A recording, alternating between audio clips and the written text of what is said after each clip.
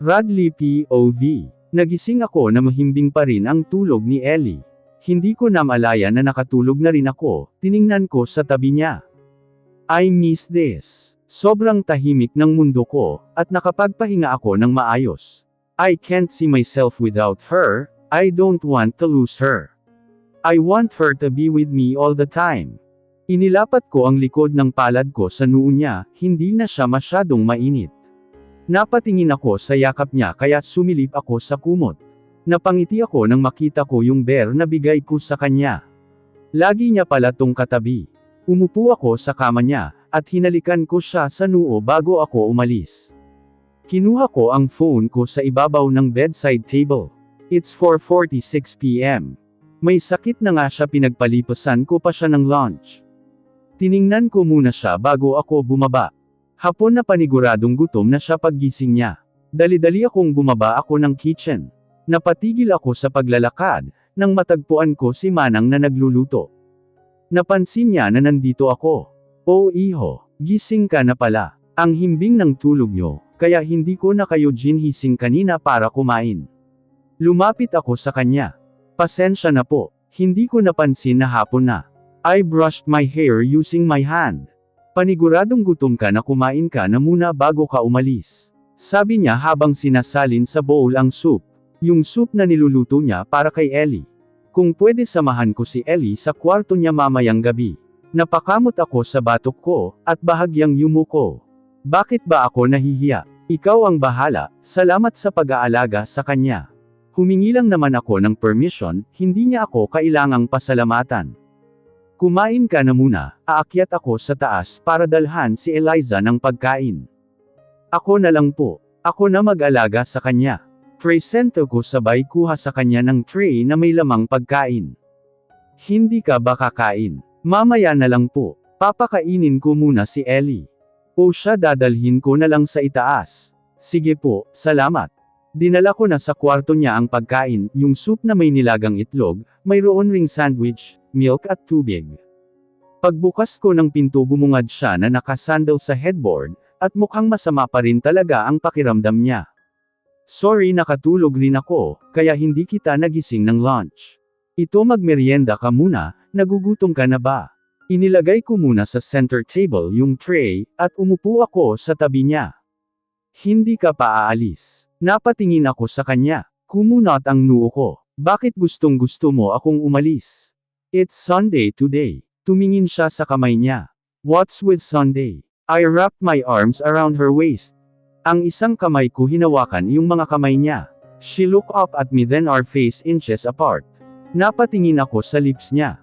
Natetempt akong halikan siya, pero baka magalit siya.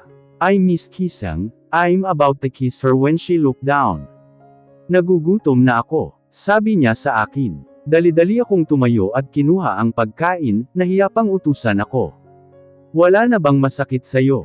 Tanong ko habang hinahalo ko yung soup, para hindi na masyado mainit. Meron, tipid niyang sagot, tapos tiningnan niya yung braso niya, kaya napatingin rin ako. Iyong pasa niya, binaba ko muna yung spoon na hawak ko, tapos lumapit ako sa kanya. Tell me what happened. Who did this to you? Wala siyang karapatan na saktan ang asawa ko. Nagugutom na ako. Pag-iiba niya ng usapan, tapos lumapit siya sa tray. Ako na. Inunahan ko siyang makuha ang spoon, inihipan ko muna. Ako na. Kinukuha niya sa akin yung hawak ko na spoon, pero iniwas ko ang kamay ko, tiningnan ko siya ng seryoso, kaya ayon tinanggap niya na. Wala kaming imikan habang sinusubuan ko siya, pero gusto ko malaman kung sino ang gumawa noon sa kanya. Sa kalagitnaan ng pagkain niya, pumasok si Manang, dala ang isang tray ng pagkain. Hiha, mabuti naman at kumain ka. Anong nararamdaman mo? Baling niya kay Ellie. Ayos na po, Manang, ang pakiramdam ko. Para kanino po yan? Ang dami na po nito. Tinuro niya ang dala ni Manang. Para sa kanya dahil hindi pa siya nananghalian. Sabi ni Manang at inilapag sa bedside table. Kumain ka na rin, iho. Sabi ni Manang, tumungo lang ako sa kanya. Salamat, Manang. Tumingin ako kay Ellie, ang sama ng tingin niya sa akin. Ginugutom mo na naman ba ang sarili mo? May inis sa tanong niya, umiling ako. Hindi. Hinawi ko yung buhok niya na nagkatikip sa mukha niya. Busog pa naman ako kaya ikaw muna papakainin ko. Dagdag ko. Kaya ko naman kumain mag-isa. Pero tinatamad akong umalis rito sa kama. Sumandal siya sa headboard. Bakit saan ka pupunta? Tanong ko sa kanya. Doon sana sa sofa, para comfortable kumain. I smirked. Tumayo ako at dinala ko sa center table yung hawak kong pagkain niya. Maging ang pagkain na dala ni Manang ay dinala ko doon. Nahiya pa. Bumalik ako sa kinaroroonan niya, at binuhat ko siya. Ano bang ginawa mo? Tinapik niya ang kamay ko. Binubuhat ka. Tinatamad kasi ang asawa ko na maglakad, nahihiya pa siya na utusan ako na buhatin siya. Pagpaparinig ko kaya pinalo niya ko sa dibdib, pero parang hangin lang na tumama sa dibdib ko. May sakit ba talaga to? Inilapag ko siya sa sofa. Tiningnan ko siya sa mata. Nakatingin rin siya sa akin, pero iba pa rin yung tingin niya. It seems she's still in pain. I smiled when I saw her eating, like she doesn't have a sick. I can't imagine I gonna take good of her, this way. Beautiful. She just wearing a pair sleeping clothes. Tinabihan ko siya at nagsimula na rin akong kumain. Lumayo-layo ka sa akin Radley kung ayaw mong masipa. Eliza POV. Pagkatapos naming kumain pumasok ako sa CR para maglinas ng katawan. Hindi pa rin siya umaalis, kahit ilang beses ko nang pinagtulakan. He said that he'll stay until I feel better. I feel better now. Lumabas na ako ng banyo, dahil nakapaglinis at nag-ayos na ako ng sarili ko. I wear pants and jacket, nilalamig ako eh. Umupo ako sa sofa nakita ko siyang nakaupo sa couch. Binuksan ko ang TV at palipat-lipat ako ng channel. Wala akong magustuhan. Ellie, nakakahilo ang ginagawa mo. Naglakad siya palapit sa akin, at umupo sa tabi ko at niyakap niya ako, side hug. Pahinga ka na para magaling ka na. Nilayo ko sa leeg ko ang mukha niya. Ayos na ako sabi umalis ka na. Pushing me away again. It's better you ask to stay me at your side now, he asked irritated. Sinandal niya sa shoulder ko ang ulo niya. Tiningnan ko siya nakatingin siya sa akin, he pouted. I can't blame you. I know it's my fault, I must blame myself. Dagdag niya pa. Pinatay ko na ang TV kasi wala na ko ganang manood. Bitawan mo ako. May gagawin pa ako. Agad niya naman akong pinakawalan. Lumapit ako sa drawer ko, at kinuha ko ang Hello Kitty laptop ko at umupo ako sa bed ko, tapos nagkumot dahil nilalamig ako. Kinuha ko si Bear at pinatong ko sa stomach ko, habang kinakalikot ko yung laptop ko. Ngayon naman, hindi na matapos ni Radley ang sasabihin niya, kasi biglang nagring ang laptop ko, it's mom. Ito naman talaga ang hinihintay ko. Answer it. They are worried about you. Sabi ni Rad at humiga sa kama, at ipinalibot ang kamay niya sa tummy ko. Hello mom. Bati ko kay mom. How are you my sweetheart? Manang called me you're sick. What happened to you darling ha? Sigurado naman ako na kinuwento na sa kanya ni Manang, nang umuwi ako ng basang-basa, kahit na hindi naman umuulan. Mahal ko. Anong nangyari? Lumabas sa screen si kuya, pero agad rin na nawala siguro may ginagawa ito, ipal na naman. Napaangat naman ang tingin si Radley at tumingin sa laptop ko. Then he looked at me who's that man? Pinandilatan ko lang siya at bumalik ng higa na, pero hindi siya nakikita nila mom kasi nasa gilid ko lang siya, at yung kamay niya nakatago sa likod ni Bear. Take good care of yourself sweetheart. Wala kami dyan sa tabi mo. It's dad. Mom, dad, fine. Magaling na ako thanks sa concern, and that's make me feel so special and I miss you. I pout. Of course. You're so special to us. Sweetheart. I love you. Sagot ni dad. I love you too daddy. I love you mommy. And I love you to a man beside you too. Tinutukoy ko si kuya. Hindi siya nakikita pero alam ko nakikinig siya. I love you sweetheart. Sabi ni mom then nag-flying kiss pa. Mahal ko. I won't tell I love you too until you won't tell what happened. Medyo close up yung mukha ni kuya sa screen, at parang galit siya. Idwag, pangit. I act like a baby. Mas pangit ka. Sagot niya na may kunting asar. Mommy pagsusumbong ko kay mom. Sinong kasama mo dyan anak? Biglang tanong ni dad. I look at Radley, his eyes are closed, nakikinig lang. I'm asking you sweetheart, singit ni kuya. Ayaw kong sabihin pero hindi din ako titigilan ni kuya. Fine. Pauwi na ako kahapon when 4 girls blocked my way, they pour me a water. I said in a weak tone. Iyon lang ba ang ginawa nila? I know what happened, not me sweetheart.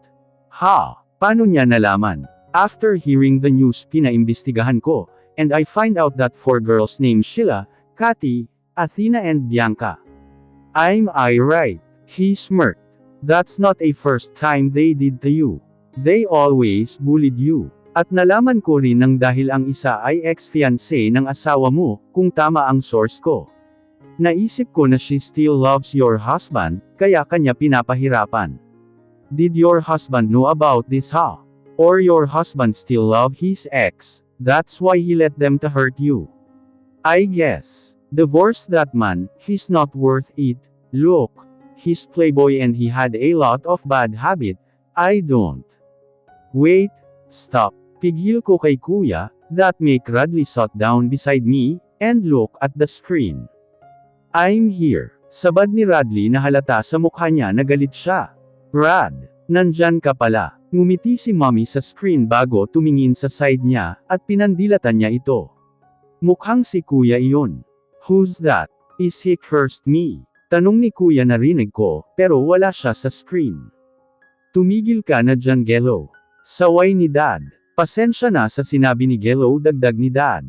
I understand. I'm here with her, but I don't know what going on, but that's no more than me. All what going on? Sabi ni Radley kaya napatingin ako sa kanya, nakatingin siya sa akin.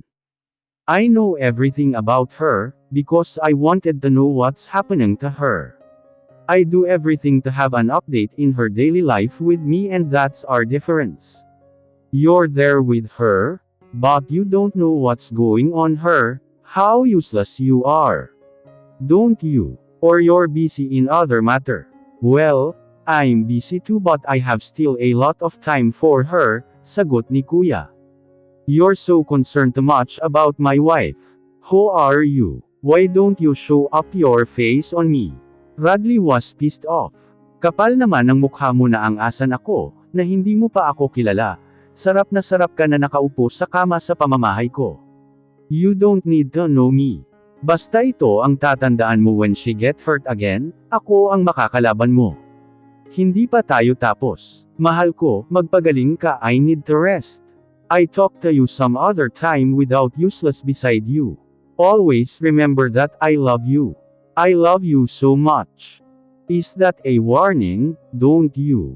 That's not a first time threatened me. If I am scared not for myself for my wife. Siguraduhin mo lang. Narinig ko yung padabog na paakyat ng hagdan. Gelo, tawag ni mom dito. Ako nang humihingi ng tawad sa nasabi ni Gelo. Malumanay na sabi ni dad. Apologize for him too. Pilit nang umiti street mom. Radley replied just a smile then he speaks. I'm sorry for what I said. Sorry about what happened to my wife. Napatingin ako sa kanya, nakatingin siya kila mom.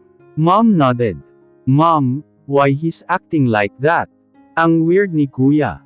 He's worried, magpahinga na kayo, I end this call already. Take a rest. I love you. Mommy smile, thank you for taking care of my daughter Rad. She added. Bye, Dad wave. Call ended. Sinaryo ko ang laptop ko at niyakap ko si Bear. Bago ako sumandal sa headboard. Huminga ako ng malalim, at iniisip ko kung bakit ganon na lang si kuya. I look at Radley, his eyes are closed and he's lying on bed. Si kuya talaga kailangan pang sabihin yun. Oo na, siya na overprotective na kung paimbestigahan ako parang may ginawa akong masama. Iyong sinabi niya parang sinagot niya mga tanong sa akin ni Radley, galit kaya siya. Tapos yung mga sinabi pa ni kuya na mga negative words. Kailangan kong mag-sorry sa kanya dahil kay kuya, at dahil na rin sa ewan. Basta feel ko mag-sorry. Tumagilid ako paarap sa kanya at niyakap ko siya, that make his eyes open and look at me. I'm sorry. I whisper. Who's that guy? Ang talam ng tingin niya sa akin, At napaka-authority ng boses niya. Si kuya siguro ang tinutukoy niya. Bakit anong gagawin mo? Balik kong tanong pero pabulong.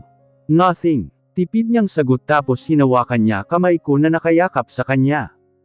It's my sorry, he said and looking straight to my eyes, and he gave me a smack. Close your eyes and sleep, he said before he wrapped his arms around my waist, and kissed my forehead. Good night babe, he added. He's my brother, he is Shigelo Guillermo. The only one, overprotective brother. He's your brother. So bad, I didn't see his face. Naiiling na sabi niya. I understand him, and he's right. Papasok ka bukas. Pag-iiba ko ng usapan. Yup, matulog na tayo maaga pa tayo bukas. Ha saan tayo pupunta? Inalis ko ang pagkakayakap ko sa kanya, at umayos ako ng higa, nilagay ko sa gitna namin ni Radley si Bear. Sa school, bakit hindi ka papasok? Hindi mo pa ba kaya? He faced me then he put his hands on top of my hands, na nakayakap kay Bear.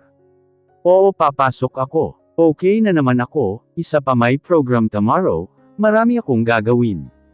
Nilingon ko siya. Don't tire yourself too much ha. Don't work too much. He's worried too much. Pinisil niya kamay ko na hawak niya. Baka magkasakit ka ulit. Dagdag niya pa. Okay lang ako. He moved closer to me, then wrapped his arms around my waist, tapos inilipat niya sa gilid ko si Bear. Hug your baby, he whispered to my ears, and I faced him his grinning ear to ear. What? I can't believe he say. Sabi ko harap ka sa kaliwat at yakapin mo yung baby mo. Ne-explained simple. Baby ko. I frowned. Yup, because it's just me. Sineksik niya sa leeg ko ang mukha niya. Ano ba? Kung ano-ano na naman lumalabas sa bibig mo, tinalikuran ko siya at niyakap ko na si Bear. Gusto mo naman, he whispered. Siniko ko siya. Magtigil ka nga. He chuckled and kissed my hair. Ito naman di mabiro, pero yung totoo. Lagi mo bang katabi to? He asked. Oo, bakit? Ano naman kung katabi ko si Bear? I'm jealous. Ha? Sagot ko at napaharap sa kanya, he said he's jealous to this Teddy. I'm jealous. Buti pa yan nakakatabi mo at niyayakap sa pagtulog ako. Walang kayakap at katabi, he said directly. Id magdala ka ng babae sa kondo mo. Tinulak ko siya palayo sa akin. Anong gusto niyang palabasin? Sabi mo yan Huwag ka magagalit kapag may kasama akong babae sa kama. Bakit naman ako magagalit? Wala naman akong pakialam kung anong gawin niyo. Umalis ka na nga. Nakakapanginit ka ng ulo. Umupo ako sa kama tapos tinutulak ko siya. Bakit ba ako naiinis?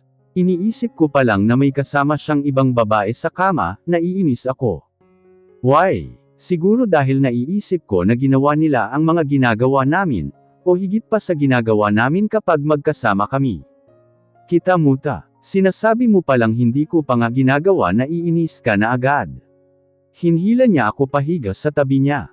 Huwag ka nang magalit, hindi ko yun gagawin. Kung gusto kong may kayakap at katabi sa pagtulog, ikaw lang yun. I most kidnapped you here then bring to my place. His words make me feel better, yung nagliparan lahat ng inis ko. He hugged me tight. Hindi ka pa inaantok. Hindi ko siya pinansin. Hey, cut got your tongue. Tiningnan ko lang siya. Galit ka, he added. Ang kulit. Hindi ba obvious na hindi pa ako inaantok? Hindi ba obvious na hindi ako galit? Hindi ba obvious na ayaw ko sumagot, maski alam naman niya yung sagot? Ellie, wag ka namang ganyan Mababaliw ako kapag hindi mo ako kinibo. Talk to me, sabi niya pa. Corny. Radley, mahal mo ba si Bianca? Ewan ko ba kung bakit yun ang lumabas sa bibig ko. Ellie, ano bang klaseng tanong yan? Ang daming Bianca sa mundo. Umupo siya sa kama at sumandal sa headboard. It's just a yes or a no. Don't mind me. I understand. Sabi ko at tumalikod na gusto ko nang matulog. Ayaw ko nang marinig ang sasabihin niya. Siguro nga mahal niya pa si Bianca, kaya ganun na lang siya sa akin. Galit na galit si Bianca sa akin, kahit na wala naman akong ginagawa sa kanya. Si Radley ganun rin nagawa niya akong pagbantaan ng dahil lang sa kanya, I guess they love each other. At dahil sa kasal namin hindi sila pwedeng magsama. Ako ang hadlang sa kanilang dalawa. Naramdaman kong umalis siya sa kama, siguro uuwi na siya dahil wala siyang balak na sagutin ang tanong ko. Okay lang naman kung aalis na siya. I guess, he still loves Bianca. I smile bitterly. Nagising ako nang nakaramdam ako ng gutom na hindi na pwedeng ipagpabukas.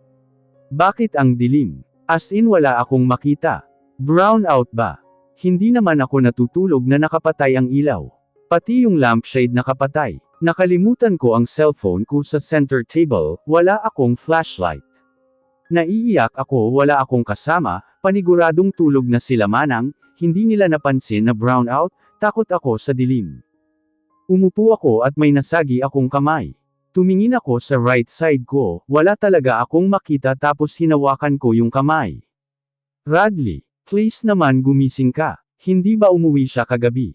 Radley, tawag ko ulit sa kanya. Bakit ba ayaw niyang gumising? Radley, niyugyug ko ang balikat niya. Please wake up. I'm scared Radley. He responded and he moved. Hinawakan ko siya ng mahigpit sa braso niya, baka bigla siyang umalis at paglaruan pa ako. Naramdaman kong umupo siya sa tabi ko, tapos binuksan niya ang lampshade sa tabihan niya, kaya naaninag ko na ang room ko. Pinyunas ko ang luha ko.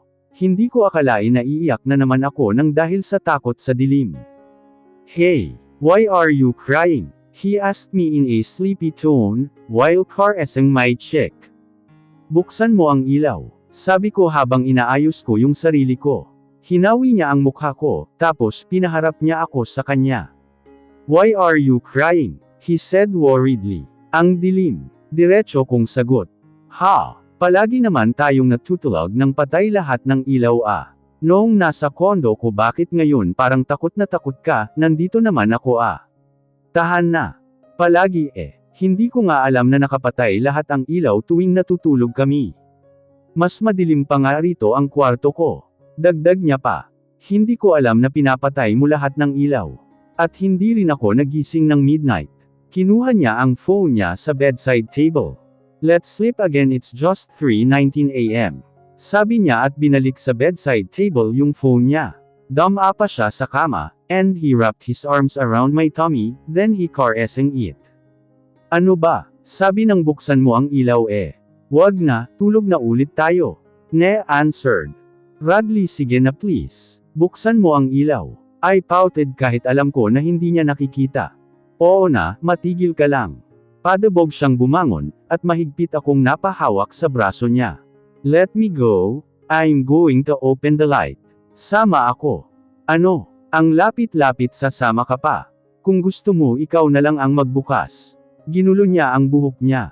Sige na, buksan mo na please. Promise di na kita aabalahin sa pagtulog mo. Ellie, kanina mo pa naabala ang tulog ko.